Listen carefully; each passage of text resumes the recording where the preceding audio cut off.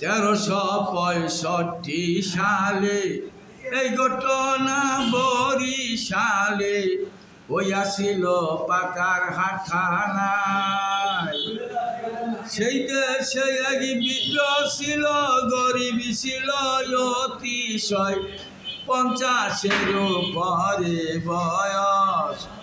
ও বিদ্রোহ কামলা খেটে খায়।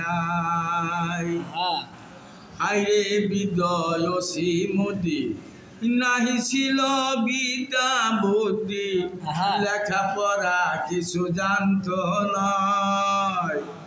ঘরে তাহার একটি পুত্র দিয়াছিল দয়াময়, শাহজাহান রাখিল নাম তার।